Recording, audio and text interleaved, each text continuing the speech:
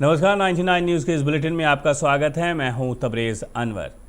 बागमारा के नदखुर की 4 नंबर बस्ती निवासी रजनी देवी ने धनबाद महिला सुरक्षा सेवा संगठन पर जबरन घर में घुसकर उसकी बेटी के साथ दुर्व्यवहार करने का आरोप लगाते हुए बागमारा थाना में लिखित शिकायत दर्ज कराई है। साथ ही उक्त संगठन पर कानूनी कार्रवाई की मांग की है।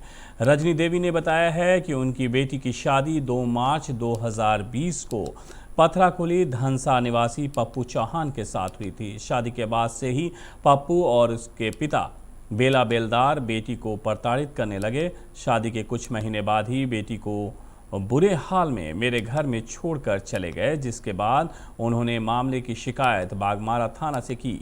बागमारा थाना में समझौता हुआ, जिसमें बेटी के पति पप्पू ने परेशान नहीं करने और अपने घर पथराकुली ले जाने की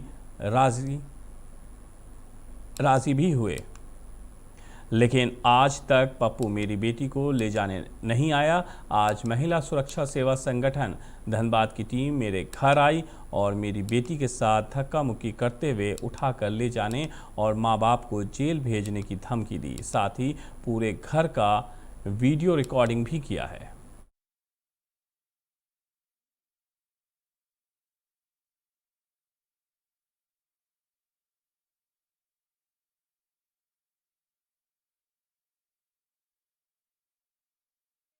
शादी 2 मार्च 2020 में हुई थी, जिसके कारण मैं ससुराल गई। वहां से जब से मैं गई हूँ तब से मेरे साथ दहेज के लिए प्रताड़ना किया जा रहा था।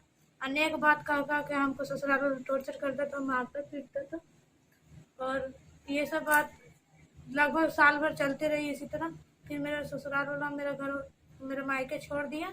उसके बाद मेरा साथ में जोर जबरदस्ती कर थाना महिला समिति सब आई और मेरे साथ जबरन पूछताछ की और हमको धमकाई कि तुम अपना कोर्ट से केस वापस ले लो, नहीं तो तुमको जान से मरवा देंगे। कोशिश नहीं किया कि महिला समाज अगर आई है, गार्जियन नहीं है, तो बच्चे के साथ वो पूछताछ कर रही है कि उसको डरा धमका रही है। प्रशासन ने भी जानने का कोशिश नहीं किया। अगर हम घर में नहीं थे, गार्जियन घर में नहीं था, तो उसे पुलिस प्रशासन को महिला समिति को घर के अंदर नहीं आने देना चाहिए था। अगर आ गए, एक महिला होने के नाते हम उस महिला समाज की इज्जत करते, उसे बैठना चाहिए था, हमारा इंतजार करना चाहिए था। ना हमारा इंतजार किया, ना हमारी बात को सुना, बशर्ते हमारी बेटी को डरा धमका कर केस वापस उठाने के लिए धमकी दे के चली गई। हम चाहते हैं कि उस महिला समाज पर भी कार्रवाई हो कि हमारी पूरी बात नहीं सुना। बागमारा के खानुडी स्टेशन स्थित एक श्रृंगार दुकान में चोरों ने दुकान का एडवेस्टर तोड़कर 20,000 नकदी समेत हजारों का सामान चोरी को अंजाम दिया है। दुकान के मालिक ने कहा है कि शनिवार शाम 4 बजे से सोमवार सुबह तक संपूर्ण लॉकडाउन होने के कारण ये कहना मुश्किल है कि चोरी शनिवार की रात हुई है या रविवार की रात। जब आज सुबह दुकान खोला तो दुकान का एडवेस्टर टूटा हुआ पाया और दुकान का सारा सामान इधर उधर बिखरा पड़ा था। दुकानदार ने चोरी की सूचना स्थानीय बागमारा पुलिस को दे दी है। बागमारा पुलिस पहुंचकर मामले की जांच में जुट गई।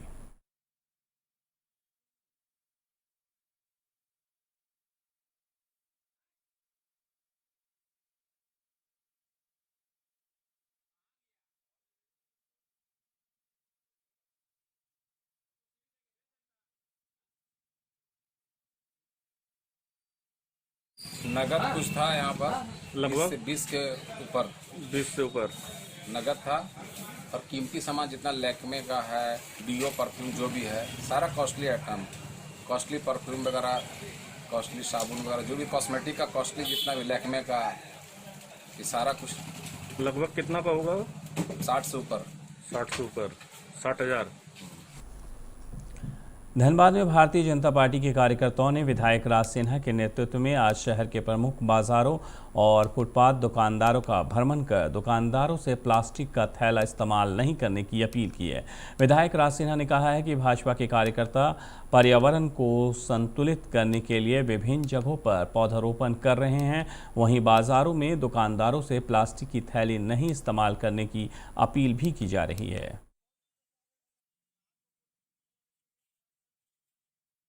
हो रहा है और उसे काफी दुष्परिणाम देखने को मिल रहे हैं। तो भारतीय जनता पार्टी ने बड़ी ही गंभीरता से इस मुद्दे को लिया है और आज एक तरफ हमारे कार्यकर्ता वृक्षारोपण कर रहे हैं, दूसरी तरफ हम लोगों को जागरूक कर रहे हैं। आज हम इस बाजार में घूम के लोग जन जागरण अभियान चला रहे हैं कि आप पॉलिथीन का इस्तेमाल बंद करो। अपने दुकानदार भाइयों से, खास करके जो सब्जी और छोटे छोटे दुकानदार हैं जहां बहुतायत में पॉलिथीन का इस्तेमाल होता है, इन लोगों से आज आग्रह कर रहे हैं, कड़ाई से भी आग्रह कर रहे हैं, प्रेम से भी आग्रह कर रहे हैं, प्रार्थना भी कर रहे हैं कि भाई आज आप जो है वो पॉलिथीन का इस्तेमाल बंद कीजिए, या तो खुद आप जो है जो पर्यावरण के लिए ये जो किया हुआ इतना कितना मजदूर के झोला है। झरिया के घनुआडीह के सैकड़ों मजदूरों ने उपेंद्र सिंह के नेतृत्व में जनता मजदूर संघ, बच्चा गुट और झारखंड मुक्ति मोर्चा को छोड़कर जनता मजदूर संघ कुंती गुट का दामन थामा है। जनता मजदूर संघ के संयुक्त महामंत्री सिद्धार्थ गौतम ने कतरास मोड़ स्थित सिंह मेंशन कार्यालय में सभी को माला पहनाकर स्वागत किया। इस मौके पर सिद्धार्थ गौतम ने कहा है कि घनुआडीह लोडिंग फिर से चालू करवाया जाएगा। सिंह मेंशन हमेशा से मजदूरों के हित में काम करता आया है और उनके सुख दुख में खड़ा रहा है। घनुआडीह क्षेत्र से आते हैं और पिछले कई वर्षों से इनकी मांग है कि पूर्व में जैसे वहाँ पे डंपिंग जो कोयले की लोडिंग होती थी, उस लोडिंग को पुनः शुरू कराया जाए। अभी तक ये सारे इधर उधर थे, अभी सारे संगठित हुए हैं और संगठित होकर के एक मंच के नीचे हमारे यूनियन के बैनर के तले आए हैं। तो हम लोग का प्रयास रहेगा जल्दी से जल्दी हो सके उस डंप को शुरू करा सके। भाजपा झरिया नगर अध्यक्ष अरुण सौ के नेतृत्व में भाजपा कार्यकर्ताओं ने झरिया सब्जी मंडी के नीचे हटिया में प्लास्टिक मुक्त अभियान चलाया। साथ ही प्लास्टिक के कारण पर्यावरण में हो रहे नुकसान के बारे में भी लोगों को जागरूक किया। झरिया नगर मंत्री सुमन अग्रवाल ने भी लोगों से प्लास्टिक इस्तेमाल न करने की विनती करते हुए कहा है कि प्लास्टिक के इस्तेमाल से हम सभी के स्वास्थ्य को खासा नुकसान होता है। चला रहे हैं कि प्लास्टिक मुक्त अभियान चला रहे हैं हम लोग कि सरकार की तरफ से कि गंदगी बहुत फैलता है प्लास्टिक से, वातावरण भी दुष्ट होता है, जानवर वगैरह। संदेश यही देना चाहते हैं कि प्लास्टिक कम, अब जैसे पहले हम लोग ठोंगा यूज़ करते थे, प्लास्टिक कम से कम यूज़ करें। प्लास्टिक मुक्त का अभियान चल रहा है। प्लास्टिक जो हमारे पर्यावरण को बहुत ही नुकसान पहुंचा रहा है। जो आवारा जानवर है वो प्लास्टिक खा के काल के गाल में समा जा रहे हैं। जो हमारी उर्वरा शक्ति है धरती की वो नष्ट हो रहा है। और माडा को सफाई अभियान में नाली में कचरा के सामान जाकर जो प्लास्टिक फंस जाती है वो भी कहीं ना कहीं नुकसानदेह ही है। कतरास थाना से महज कुछ ही दूरी स्थित कतरास पोस्ट ऑफिस के निकट पेट्रोल पंप कर्मियों को बंधक बनाकर अपराधियों ने लूटपाट की घटना को अंजाम दिया है। घटना सुबह करीब 3 बजे के आसपास की बताई जा रही है। पेट्रोल पंप कर्मियों ने बताया है कि अपराधी पहले पेट्रोल भराने के लिए पंप कर्मियों को जगाए और जब कर्मी उठे तो उन्हें बंधक बनाकर लूटपाट की गई। इस संबंध में घटना की जानकारी कतरास पुलिस को दे दी गई है। पुलिस मामले की छानबीन में जुट गई है। पेट्रोल लेने के बहाने मेरा दरवाज़ा खुलवाया, नहीं खोल रहे थे, बोला कि हमारे पिताजी बीमार हैं। इस पर जो है दोनों कर्मी और दरवाज़ा खोल दिया और अंदर घुस करके 2 आदमी दोनों को मारपीट करते हुए बोला कि हाथ पर बांध दिया है और उसमें रखा हुआ पैसा अभी स्पष्ट नहीं किया, लिखित अभी नहीं दिया है। 2 से 2.5 लाख की बात बताया जा रहा है। DVR भी ले जाने की बात बताया गया है। मॉनिटर पटका हुआ है। अभी हम लोग जांच पड़ताल कर रहे हैं, पूछताछ कर रहे हैं। कुछ संदिग्ध दायरे में उसे धनबाद लॉ कॉलेज के छात्रों का एक प्रतिनिधिमंडल ने आज विधायक राज सिन्हा से उनके आवासीय कार्यालय में मिलकर एक मांग पत्र सौंपा। छात्रों ने कॉलेज में व्याप्त मूलभूत सुविधाओं के अभाव से विधायक का ध्यान आकर्षित कराते हुए कहा कि सत्र 2019-22, 20-23 और सत्र 2021-24 तीनों सत्र नियमित नहीं होने से छात्र अभी तक फर्स्ट सेमेस्टर में ही हैं। छात्रों की मांग है कि सत्र नियमित हो। कॉलेज प्रबंधन डेवलपमेंट के नाम पर छात्रों से शुल्क तो लेती है, पर छात्रों के लिए कॉलेज में व्यवस्था ना के बराबर है।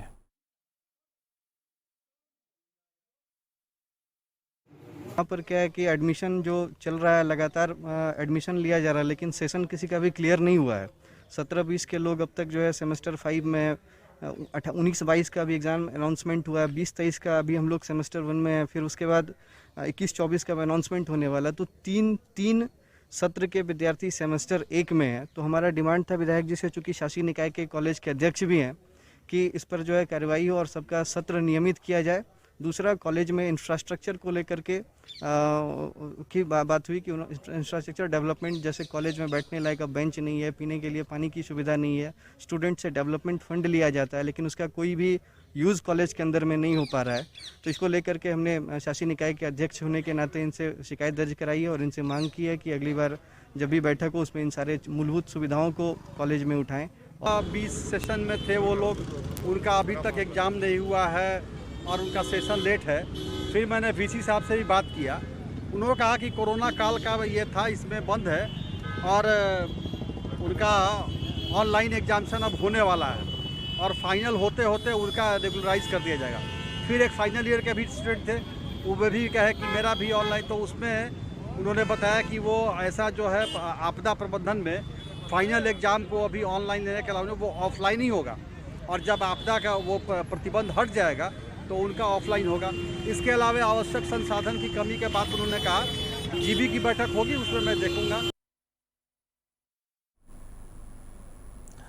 बागमारा के गोमो हरिना रोड के नज़दीक ज़मीन विवाद को लेकर जेएमएम नेता संतोष कुमार सेठ ने अपनी ही चाचा दिनेश कुमार सेठ और मनोज सेठ के साथ मारपीट कर दी। मारपीट में एक महिला समेत 3 लोगों को चोटें आई हैं। दोनों पक्षों ने बागमारा पुलिस को लिखित शिकायत देते हुए न्याय की गुहार लगाई। उनका पापा का नाम बिंदाराम है, मेरा नाम दिनेश प्रसाद है, छोटा भाई का नाम मनोज कुमार है। सामने से 21 डिसमिल ज़मीन है, सामने से 21 डिसमिल ज़मीन है, जिसे 5 डिसमिल बिंदा भैया के नाम से खरीद है, 5 डिसमिल मेरे नाम से खरीद है, 5 डिसमिल छोटा भाई के नाम से खरीद है। जो कर ले रहा है काहे कर ले रहा है? और सुनिए तो बाकी 6 डिसमिल ज़मीन सम्मिलित में खरीद है, अंदर जाने का रास्ता है, अंदर में फिर 18 डिसमिल अंदर में 18 सम्मिलित है।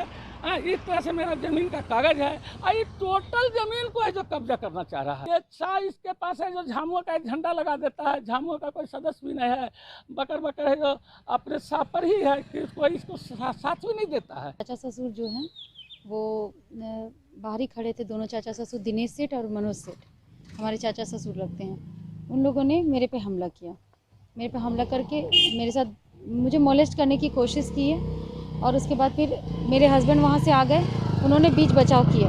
बीच बचाव में इन्हें भी, इनके ऊपर ये लोग पड़ गए, मुझे भी गंदी गंदी गालियाँ दी और उसके बाद फिर उन लोगों ने बोला कि मेरे साथ बहुत सारा आदमी है, थाना मेरा खरीदा हुआ है, तुम लोग कुछ भी कर सकते हैं। विवाद तो वैसे बहुत दिनों से चला आ रहा है। ज़मीन जायदाद हमारी बहुत सारी है, ज़मीन गांव में भी है, यहाँ भी है। यहाँ एक छोटी सी ज़मीन है जिस पे कि हम लोगों ने 2 रूम बनाया, वहाँ रहते हैं। अब इन लोगों को ये प्रॉब्लम है कि हम लोग यहाँ नहीं रह सकते हैं। एक मामला आया है मारपीट का, चाचा भतीजा का है, दोनों तरफ से आवेदन मिला है, केस हो रहा है, केस के बाद आगे कार्रवाई किया जाएगा। दोनों पक्ष कौन कौन है? एक तरफ से दिनेश सेठ है और एक तरफ से उनका भतीजा संतोष सेठ। फिलहाल जो सामने आई है क्या जमीनी विवाद का मैटर लग रहा है, पहले से ही मैटर ही चलते आ रहा है। सोमवार को लाउदोहा स्थित तृणमूल कार्यालय में तृणमूल अध्यक्षों के नामों की घोषणा प्रखंड अध्यक्षों पर और विधायक की मौजूदगी में की गई। गौरतलब है कि गौर बाजार क्षेत्र के अध्यक्ष के नाम की घोषणा नहीं की गई थी। पार्टी ने कहा है कि नाम की घोषणा बाद में की जाएगी। स्वागत मंडल को लाउदोहा क्षेत्र का क्षेत्रीय अध्यक्ष बनाया गया है। गोगला में गौतम घोष, इच्छापुर कंचन मुखर्जी, जेमुआ ग्रामीण में आमिर हुसैन, जेमुआ शहर क्षेत्र में स्वाधीन घोष, प्रतापपुर पूर्व में जगबंधु साधु और प्रतापपुर पश्चिम में काजल मुखर्जी। नरेंद्रनाथ चक्रवर्ती ने कहा है कि नई कमेटी पार्टी के वरिष्ठ नेताओं की सलाह से काम करेगी। विनोद झा हत्याकांड में पुलिस को सफलता मिली है। पुलिस ने मुख्य साजिशकर्ता मिंटू कश्यप को गिरफ्तार कर लिया है। 24 फरवरी 2021 को ताल डंगा हाउसिंग कॉलोनी में विनोद झा की हत्या कर दी गई थी। इसके बाद से पुलिस मिंटू की तलाश कर रही थी। रविवार की रात पुलिस ने धनबाद के लॉ हाउसिंग कॉलोनी से मिंटू को गिरफ्तार किया है। उसे धनबाद थाना में रखा गया है। हत्याकांड के मुख्य आरोपित मिंटू कश्यप की महिला मित्र रीता देवी की बेटी अनुष्का कुमारी और रीता की बहन गीता देवी को चिरकुंडा पुलिस ने रविवार को जेल भेज दिया। हालांकि ये दोनों विनोद हत्याकांड में प्राथमिक अभियुक्त नहीं हैं। आरोपित मिंटू कश्यप और रीता देवी से लगातार फोन पर संपर्क में रहने, मिंटू कश्यप द्वारा सूद में लगाए गए रुपए की उगाही करने और पुलिस की गतिविधि की पर नज़र रखने के आरोप में दोनों को जेल भेजा गया है। विनोद झा की हत्या के बाद उसकी पत्नी गीता झा ने मिंटू कश्यप सहित अन्य को आरोपी बनाया था।